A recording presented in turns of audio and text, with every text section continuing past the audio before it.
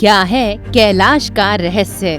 कैलाश पर चढ़ने से क्यों रुक जाती है सांसें? कैसे घटने लगती है कैलाश पर चढ़ने वालों की उम्र? कैलाश के किस छोर से आती है डमरू और ओम की आवाज? दोस्तों, ये ऐसे सवाल हैं जिनका जवाब आज तक विज्ञान खोज नहीं पाया है। हालांकि ऐसा माना जाता है कि विज्ञान ने खोज करना तो कई बार चाहा, लेकिन वे अपने उस परिणाम तक नहीं पहुंच सके।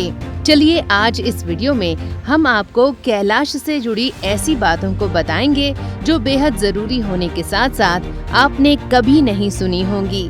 दोस्तों, भले ही कुछ लोग कैलाश को केवल एक पर्वत मानते होंगे, लेकिन सनातन धर्म में उसकी अलग मान्यता है।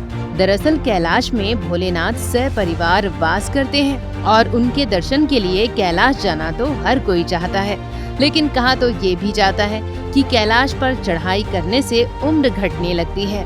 अगर इतिहास को देखें तो केवल एक ही व्यक्ति है जो कैलाश तक पहुंचा है।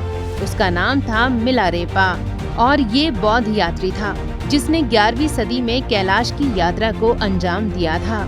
चलिए अब कहानी को एक नया मोड़ देते हैं। दरअसल दोस्तों, वैज्ञानिकों की एक रिसर्च में पाया गया है कि दुनिया में एक्सिस मुंडी नामक एक जगह है या बिंदु है जो आकाश और पृथ्वी के बीच का संबंध बनाती है। वैज्ञानिकों का मानना है कि एक्सिस मुंडी पर एक अलौकिक शक्ति का प्रवाह होता है।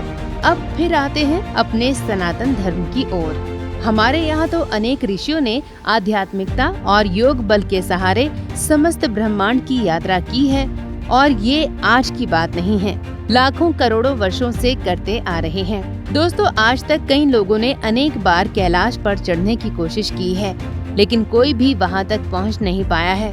कुछ लोगों का कहना है कि वहां जाने से समय बहुत तेजी से चलता है और कुछ अजीबोगरीब घटनाएं भी होती हैं। ऐसा बताते हैं कि कैलाश पर्वत पर उनके बाल और नाखून तेजी से बढ़ने लगते हैं।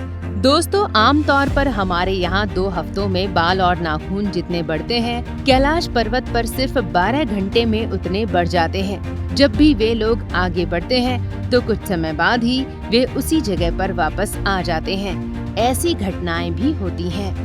चलिए फिर थोड़ा सा विज्ञान की सुनते हैं। कैलाश के बारे में इस तरह की बातें सुनने से विज्ञान को तो भरोसा होने से रहा, ये तो हम सब जानते हैं, तो उन्होंने खुद अनुभव करना चाहा। दरअसल 1999 में रशिया के कुछ वैज्ञानिकों ने इतिहासकारों के साथ मिलकर कैलाश पर जाने का फैसला किया। अब ये टीम वहां पहुंच तो गई, लेकिन इनके साथ भी कुछ वैसा ही हुआ जैसा इन्होंने सुना था और इनकी रिपोर्ट में लिखा था कि कैलाश पर्वत मानवों के द्वारा बनाया गया बहुत बड़ा पिरामिड है जो कई छोटे छोटे पिरामिडों से घिरा हुआ है, यहाँ तक कि गिजा की पिरामिडों से भी जुड़ा हुआ है। और यहाँ समय तो तेज गति से गुजरता ही है, साथ ही साथ यहाँ कुछ अलौकिक शक्तियाँ भी वास करती हैं, जिनका पता लगाना असंभव है। बाद में खबर ये भी आई कि रूस के एक और जानकार सर्गेई चसत्तेकोव ने कैलाश पर चढ़ने की कोशिश की थी। वे कैलाश पर्वत के बिल्कुल नजदीक पहुंच गए थे, लेकिन फिर वहां से बिना चढ़े ही वापस आ गए। अब इसके पीछे का रहस्य आज तक रहस्य है। इन वैज्ञानिकों को कुछ नहीं मिला। क्यों? क्योंकि जो वहां है वो जरूरी नहीं है कि जाने से ही मिले। दरअसल आज भी जब यात्री लोग सच्ची श्रद्धा से कैलाश मानसरोवर की यात्रा पर जाते हैं तो उन्हें डमरू और ओम की साफ आवाज सुनाई देती है।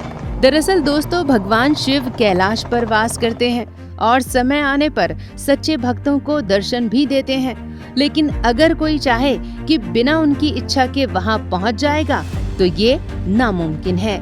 दोस्तों, सनातन विज्ञान की एक बात तो रह ही गई। दरअसल वैज्ञानिकों ने ये दावा किया है कि हिमालय में और खास तौर से कैलाश के आसपास कुछ अजीब तरह के मानव देखे गए हैं जो इंसानों को भी मारकर खा जाते हैं।